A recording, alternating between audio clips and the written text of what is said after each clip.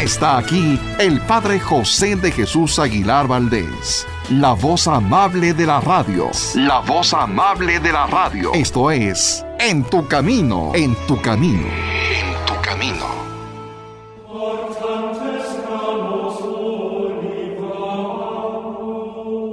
¿Qué tal, amigos, amigas? Muy buenas tardes. Hoy tenemos un programa especial porque nos encontramos en los días más especiales de la Semana Santa.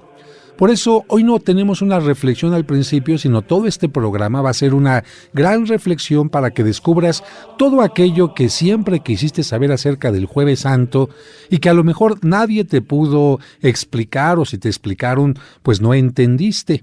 Y creo que es importante entender todos los detalles de lo que como católicos o como cristianos estamos viviendo en estos días de la Semana Mayor. Habrá que recordar en primer lugar, querido amigo o amiga que nos escuchas, que este programa En tu Camino trata de mezclar durante todo el año momentos de humor, momentos de conocimiento, momentos de reflexión, momentos de psicología, pero particularmente hoy creo que bien lo mereces tú, un momento de mayor reflexión sobre estos temas que recuerda la Iglesia en estos días. Habrá que recordar en primer lugar que todo está en torno a la figura de Jesucristo. Para los católicos, Cristo es aquel ser, aquel Mesías, aquel prometido que viene a cumplir todas las profecías del Antiguo Testamento. En él se cumple todo lo que Dios había prometido a el pueblo de Israel y a lo que ahora conocemos como la Iglesia. Jesucristo, a lo largo de su vida pública, y le llamamos vida pública a los últimos 3 años de la vida de Jesús, cuando comienza a predicar, a hacer milagros, hasta el momento final de su vida, Jesús, a lo largo de su vida pública, continuó con una tradición que había iniciado desde pequeño. Los judíos acudían al templo de Jerusalén, a la ciudad de Jerusalén cada año para celebrar la Pascua judía. Y esto es lo que recordamos precisamente el Domingo de Ramos pasado. El lunes, martes y miércoles de la Semana Santa pues no hubo nada en particular, hasta el jueves en que Jesucristo cita a sus apóstoles a una casa y tú te preguntarás, oiga padre, ¿y de quién es esa casa? Bueno, una pregunta muy interesante. Jesús lo cita en una casa que ha pedido prestada, porque acuérdate que Jesús no vivía en Jerusalén. Jesucristo cada año iba a Jerusalén para cumplir con el rito que obligaba a los judíos celebrar la Pascua en Jerusalén, pero Jesucristo no tiene ninguna propiedad en aquel lugar. Sin embargo, tiene a muchos amigos que le siguen, muchos discípulos, y alguno de ellos le presta, nos dice así el Evangelio, una habitación grande en un primer piso, no en una planta baja, sino en un primer piso, y a esa habitación se le llama en la Sagrada Escritura el cenáculo, es decir, el lugar de la última cena. Así que Jesucristo va a citar a sus apóstoles. Si tú me dices, ¿a qué hora? Yo te diría, bueno, ¿a qué hora cenas tú? ¿Cenas a las 10 de la mañana? No creo. ¿Cenas a mediodía? No creo. Entonces, si es una cena, seguramente es a partir de que el sol empieza a ocultarse, mejor dicho, y a oscurecer el ambiente. Efectivamente. Jesucristo cita a sus apóstoles, pero a los apóstoles les extraña algo. ¿Qué es lo que les extraña a los apóstoles? Que todos los judíos se reunían a celebrar la cena de la Pascua, fíjate bien qué día, el viernes. Y Jesucristo los ha citado el jueves, así que ya desde ahí dicen, ¿estará bien Jesucristo? ¿No estará confundido? Oye, Jesucristo, la cena de la Pascua es mañana viernes y nos estás citando tú el jueves. Oye, Jesucristo, es que todos los judíos en Jerusalén nos reunimos para celebrar la cena de la Pascua el viernes. ¿Te acuerdas, Jesucristo, que nos reunimos después de que se ha sacrificado un cordero, que es el que nos vamos a cenar? Oye, Jesucristo, nosotros no hemos sacrificado ningún cordero hoy. La ley judía no nos dice que sacrifiquemos un cordero en jueves. ¿Qué vamos a cenar? Precisamente bajo estas interrogantes, Jesucristo va a ir contestando algo que te digo ahorita en forma muy clara. Jesucristo va a decir, señores, mañana viernes, cuando ustedes estén sacrificando a un cordero para cenarlo por la tarde, van a estar sacrificando al verdadero cordero. De tal manera que Jesucristo les está anunciando que el día de mañana, el viernes, Él va a morir en la cruz por toda la humanidad.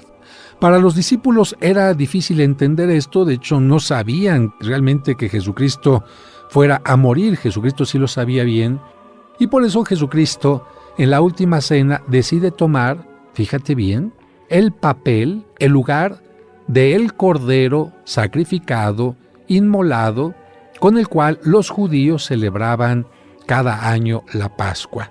Oiga, padre, espéreme tantito, le voy a hacer una pregunta, seguramente me va a decir alguien. ¿Y por qué tenían que comer cordero? ¿Que los judíos no tenían ternera, no tenían res, no tenían chivo, no tenían pollo, no tenían ganso, no tenían cerdo? Sí, por supuesto que donde crecían los judíos había todos estos animales. Algunos estaban prohibidos. Los judíos no podían, por ejemplo, tocar ni siquiera el cerdo, mucho menos comerlo. Pero fíjate que si tú me querías hacer esa pregunta, yo te tendría que decir que el cordero se convirtió en un alimento ritual, es decir, no solamente para llenar el estómago y para saciar el hambre, sino un elemento ritual a partir de Moisés. Porque finalmente, yo te pregunto ahora a ti, a ver si me contestas, ¿qué era la Pascua para los judíos? Ah, padre, ya contestó por ahí alguien de los radioescuchas. La Pascua es el momento en que los judíos salieron de Egipto liberados por la mano poderosa de Dios y el liderazgo de Moisés. Y yo te diría, perfecto, lo has dicho perfectamente. Hacia el año 1200 a.C., el pueblo egipcio había hecho esclavos a los judíos y Dios dijo, no señores, este es mi pueblo y yo los voy a sacar libremente. Y después de muchas plagas que Dios envió al pueblo egipcio para que el faraón dejara salir a los israelitas, como el faraón tenía el corazón duro, entonces Dios dijo, te voy a tocar donde más te duele. ¿Y sabes qué era lo que más le dolía a la gente en aquel tiempo, querido amigo, amiga que me escuchas? Lo que más le dolía es lo que también te duele a ti hoy, sus hijos. Tú podrás decir, si llega un ladrón a tu casa, llévese las llaves de la casa, llévese la televisión, llévese el coche, pero por favor a mis hijos no los toque. Bueno, el faraón se había cerrado tanto que Dios dice, lo siento mucho, va a morir no solamente un hijo, sino todos los hijos primogénitos, varones que haya en Egipto. ¿Y por qué esto? Porque el hijo varón y el primero de cada familia era el más valioso para los egipcios. Y entonces Moisés le pregunta a Dios, oye Dios mío, pero también nosotros los israelitas tenemos hijos primogénitos, ¿qué vamos a hacer para que no vaya a tocarlos la muerte? Y Dios le dice, mira, vas a sacrificar un cordero, con la sangre del cordero vas a marcar las puertas de la casa, y donde esté esa sangre de aquel cordero, yo sé que ahí hay alguien que cree en mí, y ahí no pasará el ángel exterminador. Y con aquel cordero, como tú esta noche vas a salir, fíjate bien, confía en mí, te vas a comer ese cordero asado, te lo vas a comer acompañado de agua con vino y listo para salir. Bueno, a partir de ese momento, aquel animal que se sacrifica en cada familia para liberar a los hijos primogénitos de la muerte, aquel animal que va a servir de alimento para que el pueblo pueda pasar por el desierto, es aquel animal a quien se le conoce como el Cordero Pascual, el Cordero de la Pascua, que tenía que ser asado y degollado, por supuesto, antes de consumirlo, no se le debería quebrar ni uno solo de los huesos. Así que vamos a un corte y continuamos explicando todo lo del Jueves Santo.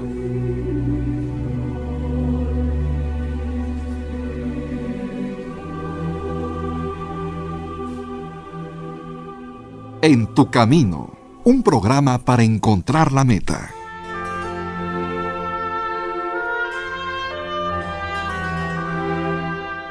Oración del enfermo de Juan Pablo II. Señor, tú conoces mi vida y sabes mi dolor. Has visto mis ojos llorar, mi rostro entristecerse, mi cuerpo lleno de dolencias y mi alma traspasada por la angustia. Lo mismo que te pasó a ti cuando camino de la cruz todos te abandonaron. Hazme comprender tus sufrimientos y con ellos el amor que tú nos tienes. Y que yo también aprenda que, uniendo mis dolores a tus dolores, tienen un valor redentor por mis hermanos. Ayúdame a sufrir con amor, hasta con alegría.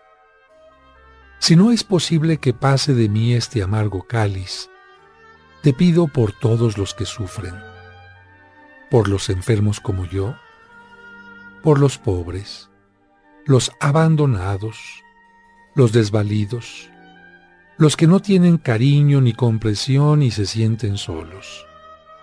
Señor, sé que también el dolor lo permites tú para mayor bien de los que te amamos. Haz que estas dolencias que me aquejan me purifiquen, me hagan más humano, me transformen y me acerquen más a ti. Amén.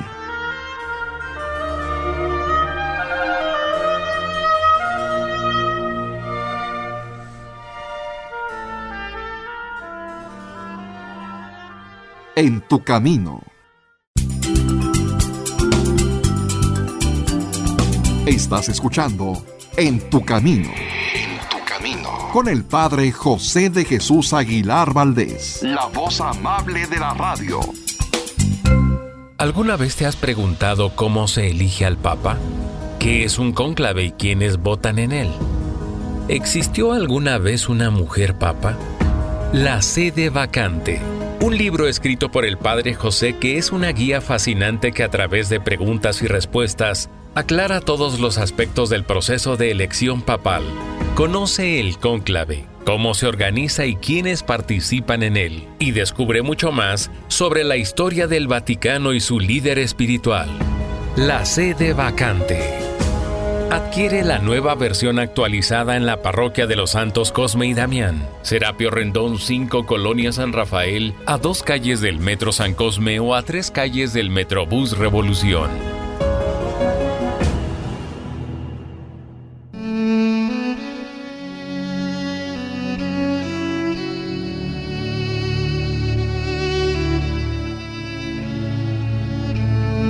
Señor, te damos gracias por habernos dado estos hijos. Es una alegría para nosotros y las preocupaciones, temores y fatigas que nos cuestan las aceptamos con serenidad. Ayúdanos a amarlos sinceramente. A través nuestro has hecho surgir vida. Desde toda la eternidad tú los conocías y amabas. Danos sabiduría para guiarlos, paciencia para instruirlos, vigilancia para acostumbrarlos al bien mediante nuestro ejemplo. Fortalece nuestro amor para corregirlos y hacerlos más buenos. En ocasiones es tan difícil comprenderlos, ser como ellos nos desean, ayudarlos a hacer su camino. Enséñanos tú, Padre bueno, por los méritos de Jesús tu Hijo y Señor nuestro. Amén.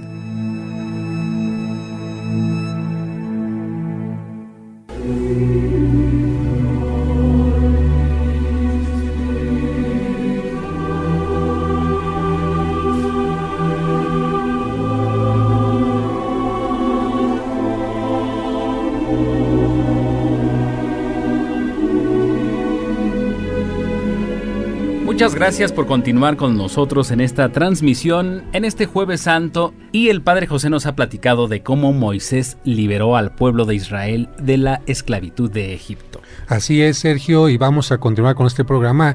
Y les estaba comentando, queridos amigos, amigas, lo que es la Pascua para el pueblo judío. Porque si nosotros no entendemos lo que era la Pascua para el pueblo judío, para Jesucristo y toda la gente de su tiempo, pues no podremos comprender por qué hizo determinadas cosas. Así que, David, tú que has estado en Egipto, seguramente leyendo la palabra de Dios allá, imaginándote cómo el pueblo estuvo de esclavo durante mucho tiempo, y hacia el año 1200, ya bajo el reinado de Ramsés, es liberado el pueblo por Moisés. Te imaginarás en aquel ambiente del desierto al pueblo celebrando esta cena pascual. ¿Te acuerdas tú cuáles son los elementos principales de esta cena pascual, no, David?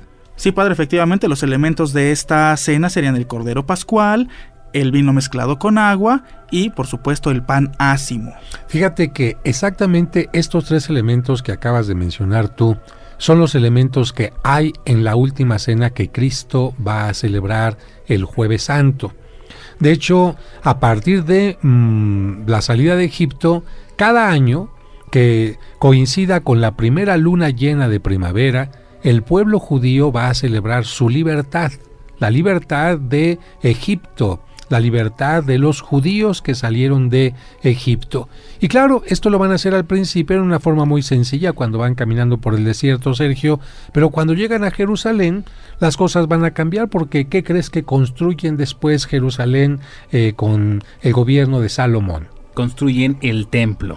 Efectivamente. Y a partir de la construcción del templo, ahora el sacrificio del cordero que tenían que hacer cada año, pues lo van a realizar ahora en el templo.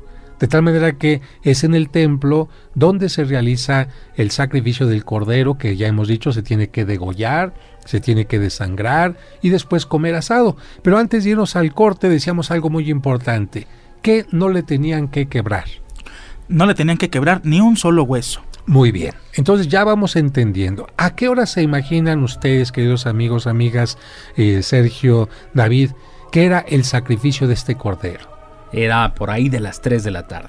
El viernes era efectivamente antes del sábado, porque el sábado era el gran Shabbat de los judíos. Tenían que sacrificar el cordero en la mañana, pero a más tardar, tenía que ser esto, a más tardar cuando el sol estuviera cayendo. Vamos a decirlo de otra manera. Cuando el sol se estuviera ocultando, el cordero ya tenía que estar asado. Porque hay que acordarse que a partir de que caía el sol, los judíos no podían trabajar, no podían cocinar, no podían ofrecer sacrificios ni nada. Esto era la ley judía. Así que tenían que sacrificar al cordero. Muchos iban el viernes tempranito y hacia las 3 de la tarde era como el momento culmen de sacrificio de muchos corderos, uno por familia, para que todos pudieran comerlo según la norma judía. Bueno, esto era precisamente el Viernes Santo. Y Jesucristo adelanta la cena que tenía que tenerse con todos los judíos el viernes, la adelanta para el jueves. Y el jueves dice, yo quiero celebrar una cena con ustedes. Y consigue un primer piso en una casa prestada, porque Jesús no vive en Jerusalén, y a este lugar donde Jesucristo celebró la última cena. ¿Te acuerdas cómo se le llama, David? Sí, padre, ese lugar se le llama cenáculo. Pongamos mucha atención en esta palabra, porque hoy por la tarde, cuando hagan ustedes la visita de las 7 casas, la primera estación dirá del cenáculo al huerto de los olivos o al huerto de Getsemaní, porque Getsemaní era el dueño del huerto de los olivos. Así que ahí en el cenáculo Jesucristo celebra la última cena y los apóstoles quedan admirados porque dicen, Señor, es que la cena judía es el viernes. Y aquí con nosotros solamente vemos que tú has preparado pan ácimo, pan sin levadura, como lo dice el ritual judío, y vemos que has preparado también vino con agua. Pero ¿dónde está el cordero? Y entonces Jesucristo, ¿qué les va a decir? ¿Dónde está el cordero? Es cuando les dice que Él es el Cordero de Dios que quitará el pecado del mundo. Efectivamente, ahí en ese momento Jesucristo dice, ya vamos a cambiar los rituales antiguos. Ya no es un animal el que los libera como en tiempos de Moisés, sino será el Hijo de Dios el que va a entregar su vida por ustedes. Pero entonces, ¿cómo nos vamos a comer al cordero? Porque si en la cena tenemos que comernos al cordero en la cena judía, entonces Jesucristo tiene que responderles, ¿cómo nos vamos a comer al cordero? ¿Cómo será, David? Pues por eso es que consagra el pan ácimo y Él se hace presente en ese pan que ahora lo comemos en la hostia. Efectivamente. Entonces Jesucristo dice, como no me pueden comer a mí físicamente, darme de mordidas, lo que voy a hacer es que va a quedarse mi presencia en este pan ácimo y en este vino. Tanto en el pan como en el vino va a estar mi cuerpo y mi sangre, pero para que quede como más lógico ante su vista, la parte líquida representaría más mi sangre y la parte física del pan sería mi cuerpo, pero en ambas partes estoy yo. Y Jesucristo anuncia lo que va a pasar al día siguiente. Al día siguiente, exactamente cuando estén asesinando a los corderos en el templo, hacia las 3 de la tarde, a Jesucristo lo van a estar matando en la cruz como el cordero verdadero que quita el pecado del mundo. Y algo muy interesante que ustedes recordarán, ¿qué pasa? Y de esto vamos a leer mañana, viernes, la lectura de la Pasión. ¿Qué pasa cuando Jesucristo muere en la cruz? Hay un signo que nos dice, señores, en el templo ya no está Dios. Ahora Dios está en este hombre, Dios que acaba de entregar la vida por ustedes. ¿Qué pasa en el templo? A ver si se acuerdan. Pues lo que pasa en el templo cuando Cristo está muriendo, Padre, yo lo que recuerdo es que se empieza a destruir, empieza a temblar y a destruirse. El templo realmente no se destruye, tendrá que llegar el Imperio Romano años después para destruirlo, pero si algo sucede en el templo, seguramente nuestros amigos, ¿tú no te acuerdas, Sergio, tampoco? No, Padre, bueno, no trato de recordar. Nos dice la Sagrada Escritura que el velo del templo se rasga. Fíjate, el velo del templo. Ahora alguien dirá, bueno, esto no tendría ninguna importancia si no conocemos el significado del velo. El velo marcaba la zona más santa, más sagrada de todo el templo de Jerusalén. Este velo era hecho por las mujeres vírgenes que se dedicaban a el templo antes de casarse. Hay que recordar que las mujeres podían estar en el templo antes de casarse ofreciendo el tiempo de su virginidad. Y este velo era construido o tejido con los colores más hermosos que había en su tiempo, especialmente el púrpura. Y ese templo indicaba el lugar donde Dios estaba habitando.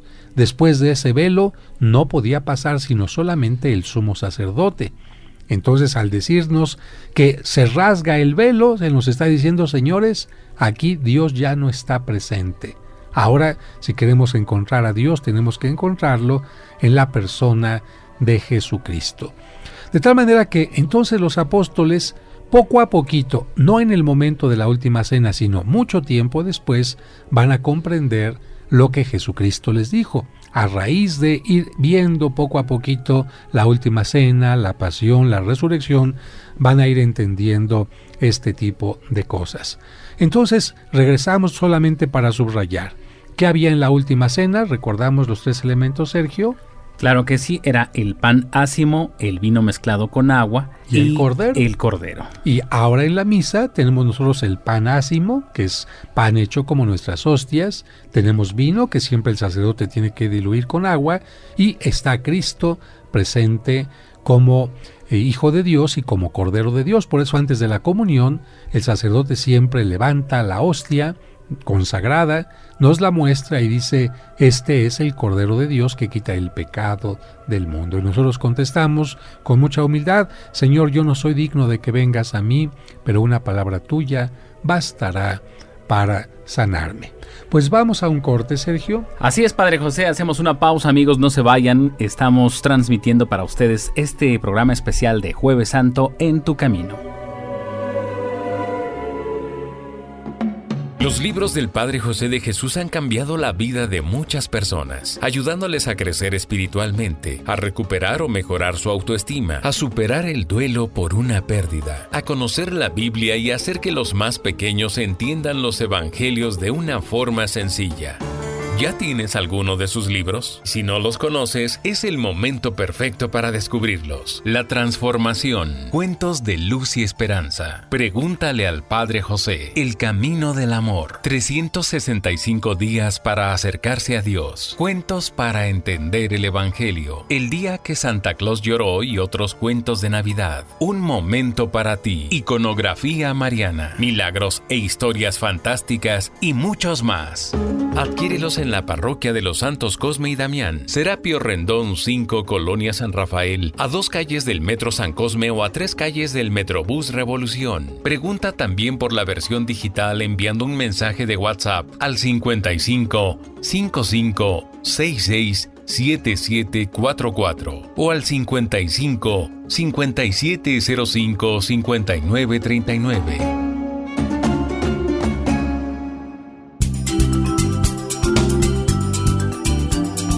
Estás escuchando En tu Camino. En tu Camino. Con el Padre José de Jesús Aguilar Valdés. La voz amable de la radio. En tu Camino. Con el Padre José de Jesús Aguilar Valdés. La voz amable de la radio.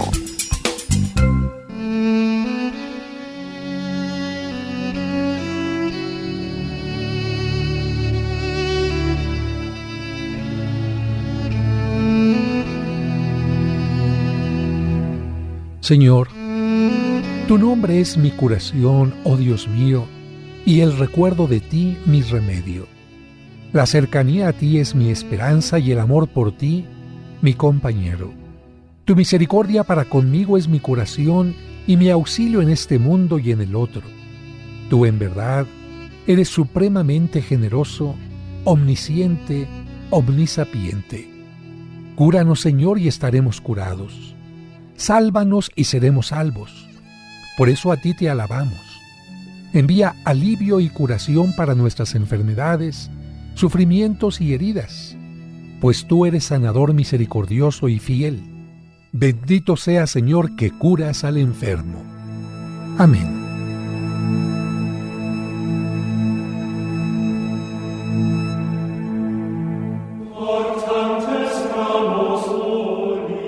Continuamos, amigos, a través de Fórmula 1470 en este Jueves Santo, acompañándote en tu camino. Padre José, pues bueno, ahorita la explicación que nos ha dado es muy muy importante para saber el significado del Jueves Santo, pero bueno, yo tengo todavía un poquito de dudas, quisiera saber cómo se celebra todo esto ahora en estos tiempos. Padre José, también sería muy interesante que pudiera explicarnos el significado de la visita de las 7 casas. Bueno, pues vamos precisamente en este bloque a responder a estas 2 preguntas que ustedes hacen y que nuestros amigos seguramente también tendrán curiosidad por saber. Mira, Sergio, si estamos diciendo que el jueves Cristo instituyó la última cena, instituyó la Eucaristía, instituyó la Santa Misa y en ese momento ordenó a los apóstoles como sacerdotes, pues entonces la Iglesia el Jueves Santo recuerda a todos los fieles que es el día de la Eucaristía y por eso el Jueves Santo todo mundo tendría que comulgar. Por eso en todas las iglesias del mundo hacia las 5 de la tarde el sacerdote celebra la misa de la institución, donde se hace un énfasis especial en que Cristo se ha quedado en el pan y en el vino. Pero antes de ese momento también el sacerdote recuerda otro elemento que Jesucristo hizo en la última cena, que fue el lavatorio de los pies. Era costumbre entre la gente de aquel tiempo que el esclavo le lavara los pies a los invitados a una fiesta, a una cena como esta, y en este caso Jesucristo toma el papel del esclavo y después de lavarle los pies, pues de alguna manera les dice: señores, yo he venido al mundo a purificarlos. Y la purificación no será únicamente de los pies, sino de todos los pecados. Por eso esta Eucaristía está aquí como alimento. Los que no pueden comulgar porque son niños pequeñitos o no han hecho la primera comunión o tienen algún pecado que les impide acercarse, pues por lo menos reciben pan bendito. Este pan bendito les recuerda que es el día de la Eucaristía y que ojalá que pronto se acerquen a recibirla como debe de ser. Después de la comunión ya no se tocan las campanas, sino se toca la matraca y se hace una pequeña procesión en el interior o exterior de la iglesia para llevar las hostias consagradas a un lugar que se llama monumento. que se arregla con muchas flores, con muchas velas, incluso con fuentes de agua en algunos lugares, y esos monumentos son los que la gente va a visitar esta tarde del Jueves Santo, de tal manera que con esto terminaría lo que la gente está obligada a asistir, la misa de la institución de la Eucaristía. Y ya como una cosa opcional para aquellas personas que quieran obtener la indulgencia, que es una forma de quitar el tiempo que uno va a pasar en el purgatorio, entonces se hace ya en forma opcional la visita de las 7 casas. Esta visita de las 7 casas no es otra cosa sino un acompañar espiritualmente a Cristo en su camino desde el lugar de la última cena hasta lo que fue el Calvario, y que de acuerdo a lo que nosotros escuchamos en la Sagrada Escritura, pues sabemos que fueron 7 estaciones, ¿no? Estaciones significa detenerse en un determinado lugar, y se le llama así porque la gente en Jerusalén acostumbra desde tiempos antiguos caminar por estas calles de Jerusalén saliendo del lugar de la última cena, ir caminando 7 puntos hasta llegar al Calvario. No exactamente el Vía Crucis, sino algo semejante, pero un tanto distinto. Y los que no pueden ir a Jerusalén, pues hacen este caminar simple y sencillamente mentalmente. Para eso visitan 7 iglesias distintas. Y vamos a recordar entonces, David, ¿cuál sería el punto de partida?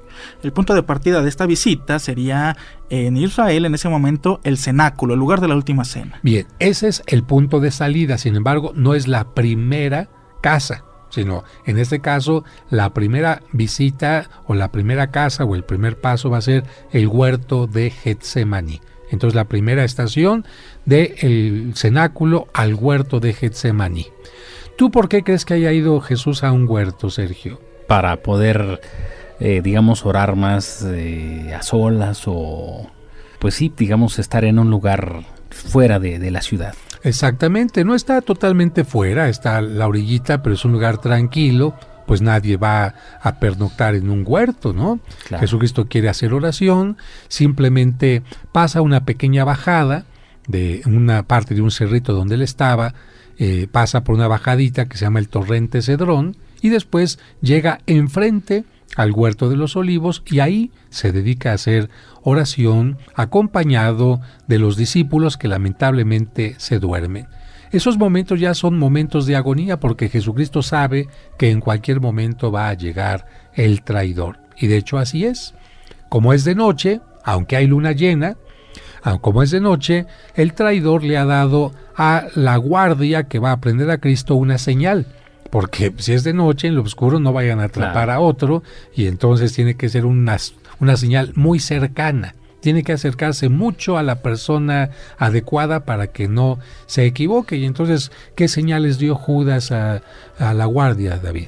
Bueno, Judas indicó a los guardias que a la persona que él le diera un beso en la mejilla, esa sería la persona que tenían que aprender. Efectivamente, porque Judas podía haberse encontrado a lo mejor con algún apóstol antes, pero el acercamiento a Jesús sería a través de un beso, y así lo hace Judas, y en ese momento va ya la segunda estación, que sería del huerto de Getsemaní a la casa de un líder del Sanedrín de los judíos que se llama Anás.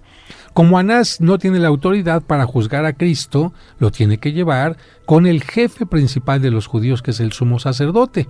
Y así iremos a la tercera estación, que será de la casa de Anás a, ¿cómo se llama el sacerdote principal de aquel tiempo, Sergio? Caifás. Efectivamente. Entonces llegan ya a la casa de Caifás y ahí es donde comienza propiamente el suplicio de Jesucristo. Antes ha sido miedo, un poco de zozobra, pero en la casa de Caifás empieza a recibir todo tipo de improperios, golpes, lo tienen encerrado, lo tienen amarrado y se pasa toda la madrugada, podríamos decir casi hasta las 7, 8 de la mañana, en la casa de Caifás, donde deciden entregarlo a Pilato. Y entonces ya en la mañana del viernes, esa sería la siguiente estación, de la casa de Caifás al lugar donde estaba Pilato, que se llamaba, ¿cómo, David? el pretorio. Efectivamente, una gran casa donde estaba incluido el espacio para los guardias y para todos aquellos que servían a este representante de Roma, que era Poncio Pilato. Fíjate bien, Pilato, no Pilatos, porque hay mucha gente que dice la palabra Poncio Pilatos y es Poncio Pilato. Y una vez que lo recibe Pilato, pregunta cuál es la jurisdicción de Jesucristo, es decir, a ver, ¿de qué parte eres? ¿En qué región vives? Y Jesucristo dice, yo vivo en Galilea. Ah, bueno, pues si vives en Galilea, a mí no me toca estar al cuidado ni hacer ningún juicio sobre tu persona, porque tu jurisdicción está en las manos del representante de Roma en Galilea. ¿Y quién era el representante de Roma en Galilea? En ese momento era Herodes. Herodes, efectivamente. No Herodes el del tiempo y que nació Jesucristo, que mandó matar a los niños pequeños, sino un Herodes totalmente distinto. Y lo manda Pilato a Herodes, de tal manera que estamos ya en la siguiente estación, que sería la quinta. Herodes no quiere juzgar a Cristo, dice, yo no vine a trabajar a Jerusalén, hazme un milagro. Jesucristo no le hace ningún milagro a Herodes porque quiere hacer quedar claro que los milagros no son por capricho. Herodes, enfadado, lo regresa a Pilato nuevamente y estamos en la sexta estación, y Pilato finalmente concluye enviándolo al Calvario, y esta sería la séptima estación. Así que estas serían las 7 casas. Se pueden hacer para las personas que pueden caminar en 7 iglesias distintas, para quienes no pueden caminar en la misma iglesia, y para quienes ni siquiera pueden ir a la iglesia, lo pueden hacer meditando y haciendo la oración adecuada en su casa, en el hospital o donde se encuentren. Y si han recibido la comunión porque fueron a la iglesia y comulgaron, o porque les llevó la comunión un ministro de la comunión a los enfermitos, pueden recibir la indulgencia que requiere haber recibido la comunión, pedir por el Papa y por la Iglesia y hacer la intención de estas 7 casas. Amigos, no se vayan, hacemos una pausa y regresamos con más aquí en Tu Camino.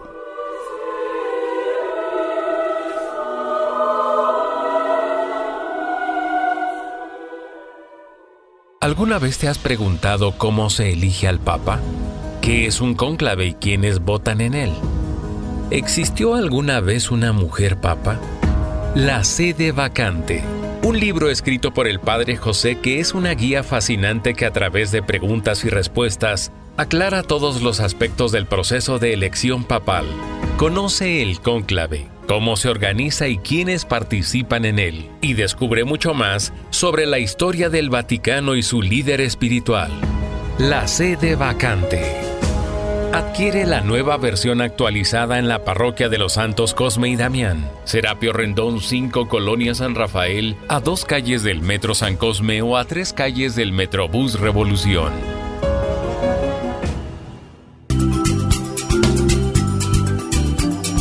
Estás escuchando En Tu Camino. En Tu Camino. Con el Padre José de Jesús Aguilar Valdés, la voz amable de la radio.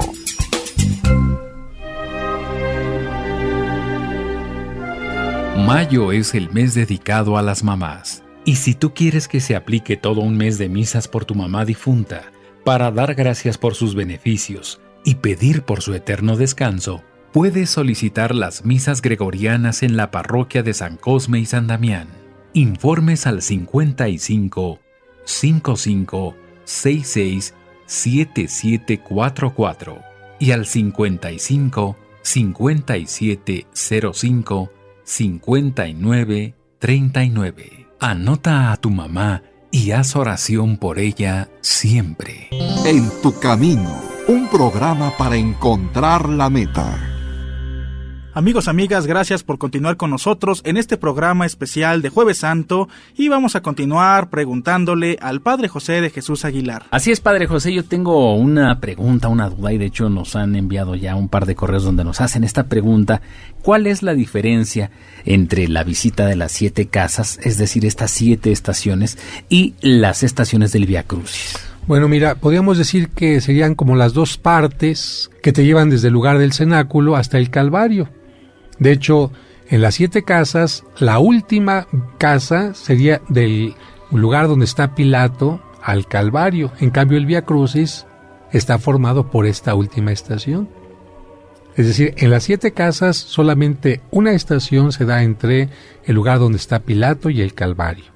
Y el Vía Crucis, en cambio, son 14 paradas entre la condenación de Pilato y el momento en que Jesucristo muere en la cruz. Es decir, es un momento que puede continuar lo de las 7 casas o que puede ser mucho más amplio, porque el Vía Crucis no es solamente llegar al Calvario, sino el momento en que desnudan a Cristo, el momento en que lo clavan, el momento en que muere en la cruz, el momento en que desciende en su cuerpo de la cruz. De tal manera que con estos elementos, que son como muy prácticamente entendibles, especialmente cuando hay un dibujo, cuando hay una estampita, cuando se va leyendo una parte de la Biblia, especialmente los niños y los adultos pueden ir recordando cuáles son los momentos más importantes en este momento final de la vida de Cristo. Pero lo más interesante es que el Viernes Santo, que es el día de la muerte de Cristo, se pone más atención ya en la pasión como tal. En el Jueves Santo hay que recordar que todavía no estamos totalmente en la pasión. Recordamos este caminar de Jesucristo, pero como que todavía no estamos fijándonos en la parte más cruenta, más dolorosa de su sacrificio. Sería entonces algo así como un preámbulo, Padre, para ya vivir la pasión. Efectivamente. Y bueno, es tan interesante esta parte del preámbulo de la visita de las 7 casas que yo quisiera preguntarle, Padre, ¿cómo y en dónde es que comenzó exactamente? Bueno, no tiene un origen exactamente de una fecha exacta y un lugar exacto, porque sabemos que en Jerusalén había grupos de personas que hacían una peregrinación, que recorrían estos lugares de las 7 casas poco a poquito, pero sabemos que esto se oficializó en Roma cuando comenzaron a existir los llamados años santos, que comenzaron siendo primero cada 50 años y después cada 25 años. Los peregrinos que iban a Roma, para poder recibir la indulgencia especial de peregrinos, tenían que visitar las 7 principales basílicas de Roma. Y las principales basílicas de Roma son donde está la tumba de San Pedro, la Basílica del Vaticano, donde está la tumba de San Pablo, la Basílica de San Pablo Extramuros, donde está el pesebre del Niño Jesús, la Basílica de Santa María la Mayor, donde es la Catedral del Papa, la Basílica de San Juan de Letrán, que tiene restos de los 2 Juanes, Juan Evangelista y Juan el Bautista. Además tenía que visitar la basílica donde se guarda la Santa Cruz, donde Cristo fue crucificado, la Santa Cruz de Jerusalén. Tenía que visitar la basílica donde está el sepulcro de San Sebastián, uno de los principales santos de Roma, y la basílica donde están los primeros 2 diáconos y los más importantes que hubo en la antigüedad, que son San Lorenzo y San Esteban, en la Basílica de San Lorenzo. Quienes visitaban estas 7 basílicas tenían la indulgencia de haber asistido a Roma, pero como no todos los peregrinos podían acudir a Roma, pues el Papa dijo: si en Roma todos los años santos cualquier día se puede obtener la indulgencia visitando estas 7 basílicas, en cualquier parte del mundo, los peregrinos que hagan un recorrido el Jueves Santo será como si hubieran viajado hasta Roma. Y este es pues el origen de esta visita de las 7 casas. Así que, queridos amigos, amigas, antes de que termine este programa, recapitularíamos un poco. Hoy Jueves Santo, el cardenal se ha reunido en la Catedral de México con todos los obispos auxiliares, con todos los sacerdotes, donde hemos renovado nuestra fe, nuestro compromiso de sacerdotes como un seguimiento a Jesucristo que nos enseñó a dar el servicio a nuestros semejantes. En esta celebración de los Santos Óleos en Catedral, además de haber renovado nuestro compromiso sacerdotal, hemos recibido la felicitación de la gente que se acercó a nosotros a felicitarnos por el Día del Sacerdocio, pero el cardenal ha bendecido también los óleos que se van a ocupar durante todo el año para los sacramentos. El óleo de los catecúmenos, que es el óleo que se le pone a los niños que se bautizan, el óleo de los enfermos, que se utiliza para la unción de los enfermos, y el santo crisma, que se utiliza para la confirmación. Además de esto, nosotros tenemos que recordar que dentro de unos momentos muchos estarán yendo ya a la celebración de la institución de la Eucaristía, a tomar la Eucaristía, la comunión, y a dar pan bendito a los niños pequeñitos, y quienes así lo puedan hacer también estarán haciendo el recorrido de las 7 casas. Yo les recuerdo que en México, aunque cada lugar tiene sus propios itinerarios, en la Ciudad de México el recorrido más socorrido es el que surge en la iglesia de San Bernardo, en la calle de 20 de noviembre, casi esquina con el Zócalo. Se continúa al Sagrario Metropolitano, de ahí a la Catedral, de ahí a la iglesia de Santo Domingo, de ahí a la Profesa, de ahí a San Felipe de Jesús, y se termina en la iglesia de San Francisco de Asís. Quienes vienen de otro lado pueden comenzar quizás en el lugar del santuario de San Judas Tadeo, después se pasan al templo de San Hipólito, que está frente a la Alameda, luego al templo de la Santa Cruz, que está junto a la Alameda también, después llegan al templo de San Francisco, enfrente del Sanborns, al templo de San Felipe de Jesús, y terminarían en la Profesa. Y en fin, aquellos que pueden hacer el recorrido en Coyoacán o en Xochimilco tienen sus propios itinerarios, y qué decir de Oaxaca, de Querétaro, de Zacatecas, donde se hacen verdaderos recorridos de fiesta, porque hay que recordar que el Jueves Santo es día de fiesta, día de alegría, y mañana, viernes, sí será un día de ayuno y de abstinencia. También algo que olvidaba mencionar es que el Papa lava los pies a 12 sacerdotes. El obispo de cada lugar generalmente lava los pies a 12 seminaristas, y el párroco del lugar, si así lo desea, puede lavar a 12 personas de su comunidad de distintos grupos. Pueden ser hombres, mujeres, jóvenes o niños. Lo importante es el gesto del servicio. No es obligatorio el lavatorio de los pies, pero en algunos lugares se acostumbra a hacer. Que tengan un buen Jueves Santo, y vamos a terminar con un canto que nos recuerda que Cristo se queda presente en el pan y en el vino. Gracias, Sergio. Gracias, David. Muchas gracias, amigos. Hasta mañana. Gracias por el favor de su atención. Hasta la próxima. Que Dios los bendiga.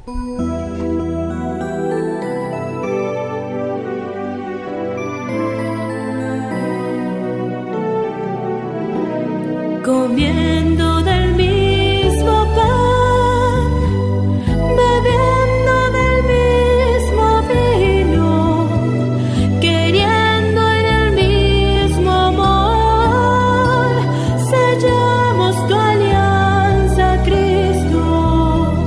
La noche de su pasión, cogió el pan entre sus manos y dijo: tomad, comed, esto es mi cuerpo entregado.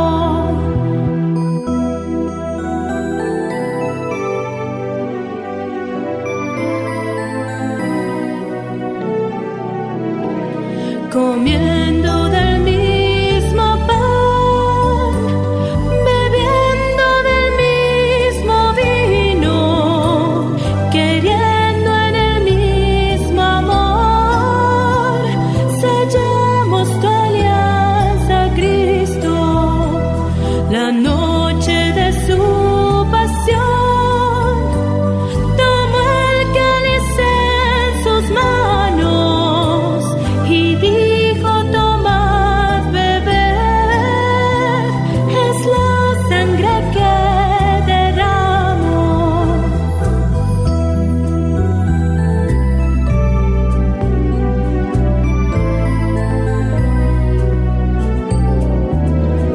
Comiendo del mismo pan, bebiendo del mismo vino, queriendo en el mismo amor, sellamos tu alianza, Cristo.